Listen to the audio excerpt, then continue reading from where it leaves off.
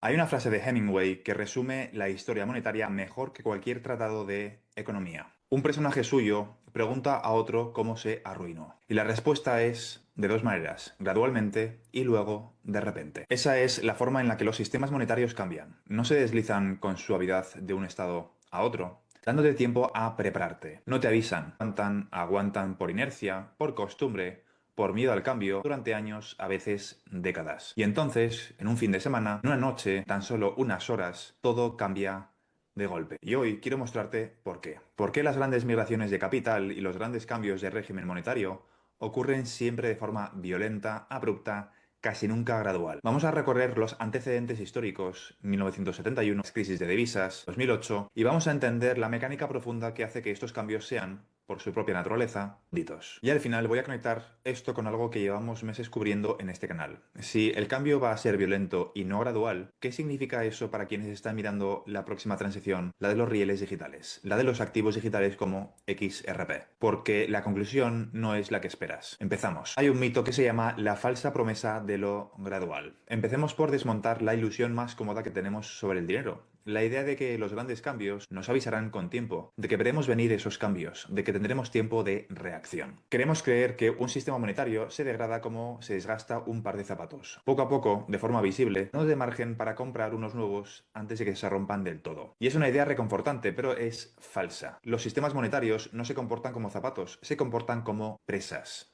Una presa aguanta una presión creciente durante años sin que aparentemente pase nada. La grieta está ahí, oculta. El agua empuja, la tensión se acumula. Pero desde fuera todo parece estable, hasta que un día la presa cede. Y no cede un poco, cede entera, de golpe, y libera de una sola vez toda la energía que llevaba años acumulando. ¿Por qué? Porque los sistemas monetarios funcionan sobre una única sustancia invisible, la confianza. Y la confianza tiene una propiedad matemática peculiar. No se erosiona de forma lineal. Puede parecer intacta mientras por debajo se vacía. Porque nadie quiere ser el primero en admitir que duda. El problema es que todo el mundo sigue actuando como si confiara, hasta que alguien parpadea. Y cuando el primero parpadea, todos corren a la vez, porque nadie quiere ser el último. La confianza no baja por una rampa, cae por un precipicio. Cae de golpe, sin avisar y repentinamente. Esta es la naturaleza no lineal de las transiciones monetarias, y una vez que la ves, la reconoces en cada episodio de la historia. Vamos con los antecedentes. Un fin de semana en el que el mundo cambió de golpe. Este es el ejemplo más limpio de la historia. El 15 de agosto de 1971. Durante casi 3 décadas, el sistema de Bretton Woods había funcionado sobre una promesa. El dólar era convertible en oro, a $35 la onza. Era el ancla de todo el sistema monetario mundial. Y durante años esa promesa se fue volviendo cada vez menos creíble. Estados Unidos había emitido muchos más dólares de los que su oro podía respaldar. ¿Recuerdas el dilema de Triffin del que hablamos en otros vídeos? Todo el mundo lo sabía.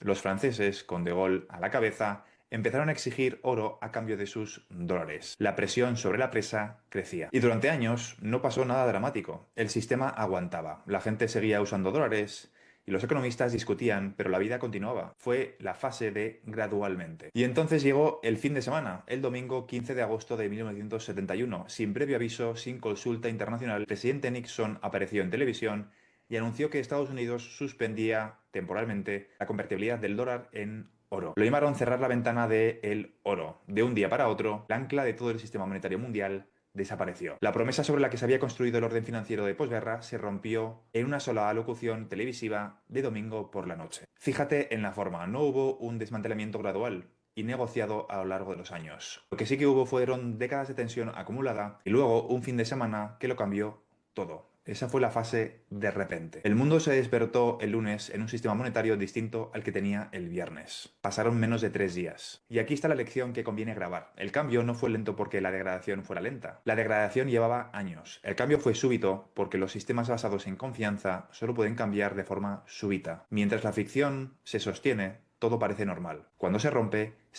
entera. El sistema actual está basado en la confianza y cuando se romperá de la misma forma. Ahora vamos con el segundo antecedente. Y este es un patrón que se repite tantas veces en la historia que es casi una ley. Las clavijas cambiarias. Los tipos de cambio fijos que un país defiende contra viento y marea. El guión siempre es el mismo. Un país fija su divisa a otra, al dólar, al oro o a lo que sea, y defiende ese tipo de cambio como cuestión de honor nacional. Los funcionarios juran una y otra vez que la clavija es inquebrantable, que no se devalora que quien apueste contra ella perderá. Y durante años la defienden, gastan reservas, suben tipos, hacen declaraciones solemnes. Piensa, por ejemplo, en Reino Unido en 1992, el miércoles negro, cuando la libra fue expulsada del mecanismo europeo de tipos de cambio, pese a que el gobierno juró defenderla hasta el final. Subió los tipos de interés 2 veces en un solo día en un intento desesperado que fracasó en horas. Piensa en las crisis asiáticas de 1997, donde divisas que parecían sólidas como rocas se derrumbaron en cascada, una tras otra, en semanas. Piensa en Argentina y en su convertibilidad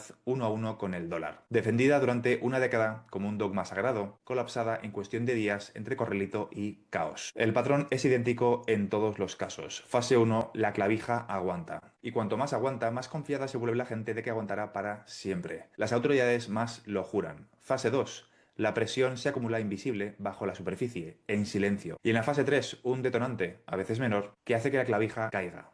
No despacio, sino en horas o en días, con una violencia proporcional a todos los años que lleva conteniendo la presión. Y aquí hay una crueldad psicológica que quiero que entiendas, porque es la clave de todo esto. Cuanto más firme parece una clavija, más violenta es su caída. Porque la aparente firmeza es lo que convence a todo el mundo de no prepararse. La gente que confía en las promesas oficiales, por ejemplo, no devaluaremos, es la que se queda atrapada en el lado equivocado cuando la promesa se rompe de golpe. La estabilidad aparente no es lo contrario de la crisis violenta, es su condición previa. Vamos con un tercer antecedente, el más cercano, el año 2008. Aquí la violencia adopta su forma más pura, la corrida. Ya hemos hablado en otros vídeos de lo que fue el año 2008. Su raíz, una crisis de opacidad. Nadie sabía quién tenía los activos tóxicos, así que nadie prestaba a nadie. Pero mira la forma temporal de aquel suceso. Durante años, el sistema de la banca en la sombra creció, se apalancó, acumuló riesgo, gradualmente, y los avisos existían, algunos los daban, pero el sistema seguía funcionando, los beneficios seguían llegando y la fiesta continuaba. Y entonces, en septiembre del 2008, en cuestión de días, Lehman Brothers quiebra un lunes, el mercado monetario se congela, el papel comercial deja de circular y el sistema financiero global se acerca al paro cardíaco en una sola semana.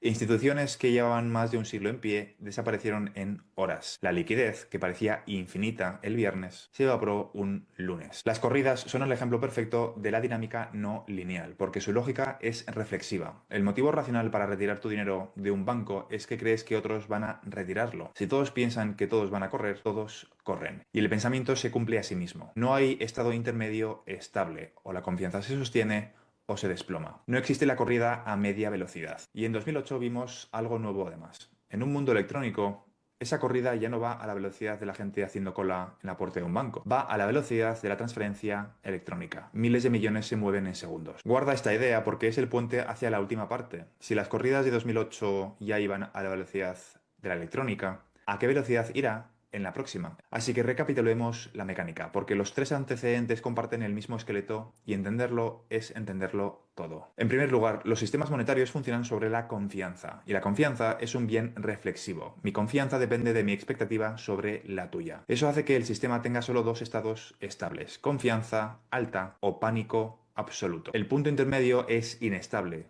como un lápiz en equilibrio sobre su punta. En segundo lugar, los efectos de red y la inercia, que hacen que un sistema dominante aguante mucho más de lo que sus fundamentos justificarían. Actúan como el muro de la presa. No impiden que la presión se acumule, solo retrasan el momento de la ruptura y lo hacen más violento cuando llega. Y en tercer lugar, la transición. Cuando ocurre, no es una migración ordenada, sino que es una estampida violenta. Todos corren hacia la salida a la vez, porque el coste de ser el último es catastrófico. Y por eso el capital no migra, el capital huye en pánico, en manada, de golpe y hacia donde ya perciben que van los demás. Esta es la razón de fondo por la que las grandes migraciones de capital son violentas y no graduales. No es mala suerte ni mala gestión, es la naturaleza matemática de un sistema basado en la confianza colectiva. La estabilidad aparente que precede a cada transición no es tranquilidad, es tensión acumulada tras un muro. Gradualmente, entre comillas, es la presa aguantando. De repente, es la presa cediendo. Y ahora atemos todo esto con lo que venimos construyendo en este canal, porque la conclusión es más interesante y es más matizada de lo que parece. Hemos visto en otros vídeos que el sistema de liquidación mundial se está moviendo hacia rieles digitales basados en tecnologías de contabilidad distribuida, la TTC tokenizando, los bancos centrales con prototipos y infraestructura del dinero está migrando de tuberías de los años 70 a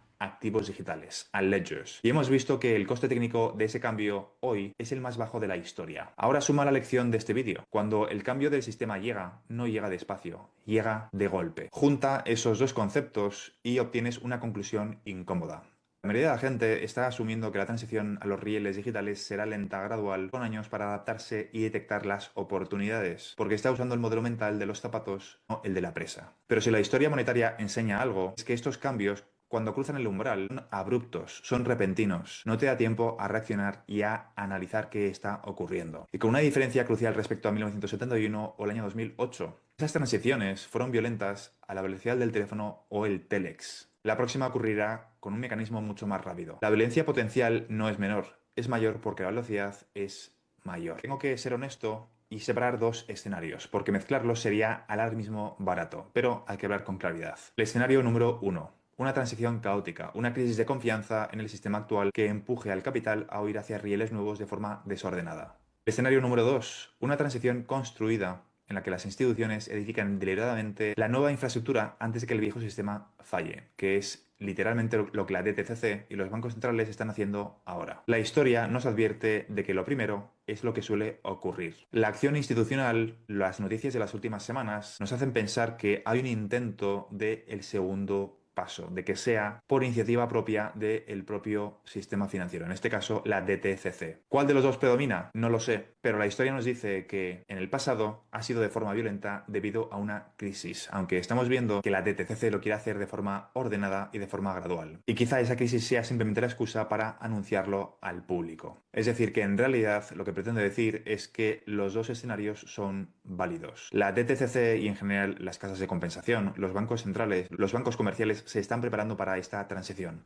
Más que los bancos comerciales, diría que las casas de compensación, que son los que se encargan de la liquidación interbancaria. Hay una clara intención de migrar el sistema financiero hacia tecnologías de contabilidad distribuida. Y lo más probable es que veamos cómo la excusa de cara al público es una crisis sistémica, repentina, que nadie podía ver, entre comillas. Era evidente que iba a ocurrir, pero la narrativa de los medios de comunicación va a ser que no se podía saber. La realidad es que hay muchísimos analistas que llevan advirtiendo de esta crisis de liquidez. Yo soy uno de ellos, pero hay muchos más. Y es su trabajo sacar tus propias conclusiones. Independientemente de cómo sea la transición, la cosa está bastante clara. Los rieles están construidos y XRPL va a ser el mecanismo principal de liquidación desde mi punto de vista de la DTCC, la institución que mueve 4.74 trillones de dólares de forma anual. En ambos escenarios, algo que sea gradual o algo que sea violento, la implicación para quien observa es la misma. La infraestructura neutral que haga de puente entre el sistema viejo y el nuevo tiene más valor cuanto más abrupta sea la transición. Si el cambio fuera gradual, habría tiempo para construir puentes sobre la marcha. Si es violento, como la historia sugiere, el puente tiene que existir antes, ya construido, líquido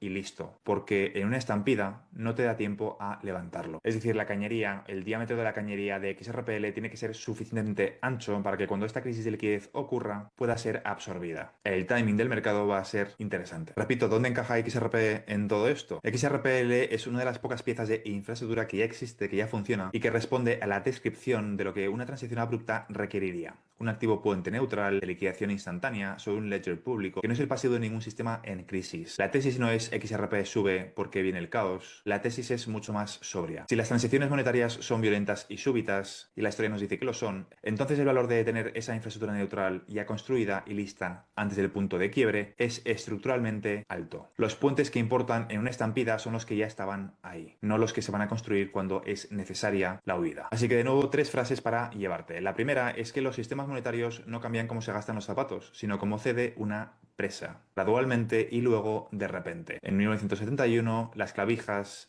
En 2008, el mismo patrón se repite siempre en todas las crisis. Primero va lento y luego es repentino. La segunda idea, la violencia no es un accidente, es la naturaleza matemática de un sistema basado en la confianza colectiva. La estabilidad aparente que precede al cambio no es calma, no es signo de estabilidad, es tensión acumulada tras un muro. Y tarde o temprano esa presa se rompe. Y en tercer lugar, si la próxima transición, la que migre el sistema financiero hacia rieles digitales, sigue el patrón histórico, será abrupta y ocurrirá más rápido que nunca, porque el sistema financiero está más conectado que nunca. Y en una transición abrupta, la infraestructura que importa es la que ya está construida antes del punto de quiebre. No sé cuándo va a ocurrir esta transición, pero claramente estamos ya en la ventana de oportunidad para que ocurra. Simplemente describo los patrones históricos del pasado y dejo que pienses por ti mismo. Eres tú el que tiene que pensar qué está ocurriendo. Dicho esto, si te ha gustado este vídeo, considera suscribirte. Te recuerdo que en este canal cubro todo lo relacionado con el sector de activos digitales, en concreto la transición controlada de todo el sistema financiero hacia tecnologías de contabilidad distribuida, es decir, XRP, XLM, XDC, SHX, HBAR y un conjunto de activos digitales que van a cumplir una función complementaria en el futuro sistema financiero basado, entre otras muchísimas cosas, en el estándar ISO 20022. Todo esto englobado dentro de una transición muchísimo más compleja y profunda que consiste en dejar atrás el capitalismo y comenzar una nueva era post-capitalista, post-IA, post-trabajo, y a transición muchos están bautizando como la singularidad económica, que consiste en el desacople el crecimiento del PIB del mercado laboral, y todo eso explicado desde el punto de vista de las oportunidades que nos vamos a encontrar en el proceso para los inversores minoristas como tú y como yo en el sector de activos digitales. Eso es todo por ahora y nos vemos en el siguiente vídeo. Un saludo.